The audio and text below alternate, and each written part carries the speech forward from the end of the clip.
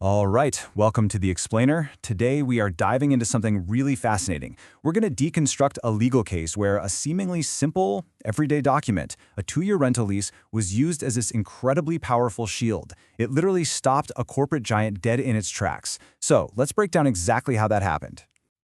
Okay, so let's get right into the central puzzle here. You've got this homeowner, Jeremy Bass, staring down a foreclosure from these massive corporations. I mean, on the surface, the odds against him look, well, they look impossible, right? And you can just see the power imbalance right here. I mean, it's stark. On one side, you have these corporate plaintiffs with basically unlimited resources, elite legal teams, and all the procedural leverage you can imagine. And on the other side, a homeowner. And his primary weapon? A 2-year lease. You gotta ask yourself, how could that ever be enough? Well, here's the thing. The secret isn't really in the lease itself. It's all about its duration, 2 years. And as we're about to see, that 2-year term, it was absolutely no accident. This was a move of surgical precision. It was designed to turn the legal system's own rules back on itself, to create this amazing defense. And this brings us right to the heart of the strategy. It's a concept legal experts have a name for: temporal calibration. Sounds fancy, right?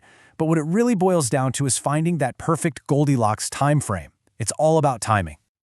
Yeah, check out this quote from real estate attorney Marcus Ellison. He just nails it. The duration was perfectly optimized. Not too long, not too short. In his words, it created a temporal Goldilocks zone. Just right.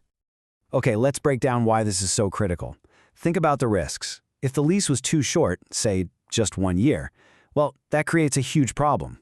The legal battle could easily drag on longer than the lease itself. So by the time you get to court, the lease is already expired and the other side just says, "Your Honor, this case is moot. There's nothing to fight about anymore." The whole thing becomes pointless. But then you have the flip side. What if they'd gone way too long, like a 5 or even a 10-year lease? Oh man, that would have raised some serious judicial red flags. It would have just screamed bad faith. I mean, a judge would look at that and immediately think it's a fraudulent attempt to block the sale, and they'd probably invalidate it on the spot. So you see, that 2-year term wasn't just some compromise. It was a temporal scalpel. It was a duration that was precisely tuned. It was designed to do a few things at once: sustain his rights, keep his access to the courts open, and, critically, avoid being shot down as excessive or abusive. Just brilliant. Okay, now this is where it gets really interesting. This perfectly calibrated time frame didn't just create one line of defense. No, it activated 2 distinct layers of legal protection. It basically created a 2-front defense. All right, layer 1, Idaho state law. See, in Idaho, there's no fixed time limit for leases. Instead, the courts evaluate them based on what they call contextual reasonableness. Basically, does it make sense? And courts there tend to apply much higher scrutiny to leases over 5 years. So the 2-year term, it sits comfortably below that scrutiny threshold. To a judge, it just looks like a standard, commercially reasonable agreement. Nothing to see here. And that brings us to the second and arguably more powerful layer, federal law. The lease activated the Protecting Tenants at Foreclosure Act, or PTFA for short. This is a huge federal law. It allows bona fide tenants, meaning real, legitimate tenants, to stay in their home until their lease ends, even if the property is foreclosed on. A 2-year lease maximized this federal shield perfectly. It was long enough to matter, but not so unusually long that it would weaken its protection. So what you get is this amazing jurisdictional reinforcement pattern. That's what the legal nerds call it. Basically, the state and federal laws mutually strengthen the lease's validity. Because it looked good under Idaho law, it held up under federal law. And because it held up under federal law, it was even stronger back at the state level. It's like building a legal fortress, brick by brick. But it wasn't just about the black and white text of the law. This strategy was also about something else, the psychology of the court. It's about weaponizing familiarity.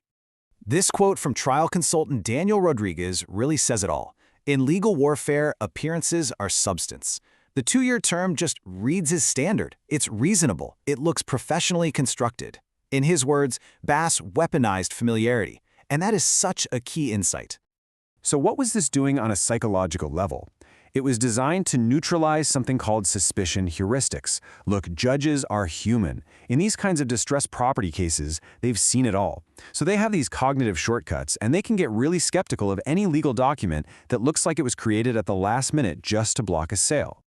But because this lease appeared so utterly conventional, it completely avoided that immediate skepticism. The court saw it as legitimate right from the get-go, and that perception makes all the difference. It wasn't seen as some desperate ploy, it was just a contract. Okay, but we've saved the best part for last. The real masterstroke of this entire thing, the true genius, is hidden in one specific part of the lease, an asymmetric power clause. So check this out. The lease contained an asymmetric termination clause. What that means is only the homeowner and his tenant could end the lease early. The new corporate owners who were trying to foreclose, they had absolutely no power to terminate it. That right belonged exclusively to Bass and his tenant. This asymmetry created what's called a forced choice framework. It basically put the corporate plaintiffs in a corner. They had 3 options, and all of them were bad. Option 1, honor the lease. Just wait 2 full years, which gives Bass all the time in the world. Option 2, pay to terminate. Try to negotiate a really costly settlement. Or option 3, challenge the lease in court and risk setting a terrible legal precedent for themselves if they lose. There were no good choices. Just like property defense specialist Thomas Chen said, this represents sophisticated legal engineering. It gave Bass and his tenant all the upsides of a much longer lease, but with none of the vulnerability, none of the risk of a judge invalidating it. It's really the best of both worlds. So let's step back. What does this one case really tell us? What are the bigger implications here? Is this a blueprint for defense? I think this quote from civil procedure specialist Alexandra Rodriguez just hits the nail on the head. The key takeaway is that the best defense isn't always the most aggressive one, it's the most resilient one, the one that can take a punch. And that's really the bottom line here. This case is a fantastic demonstration of how strategic, calibrated planning can level the playing field. Even when you're up against an opponent with far, far greater resources, it shows that smart strategy can make all the difference. So this leaves us with a big question, and it's a complicated one. Is this a new tool for justice? A way for homeowners to fight back? Or is it just a new loophole in property law that's going to open up a whole new can of worms? What do you think?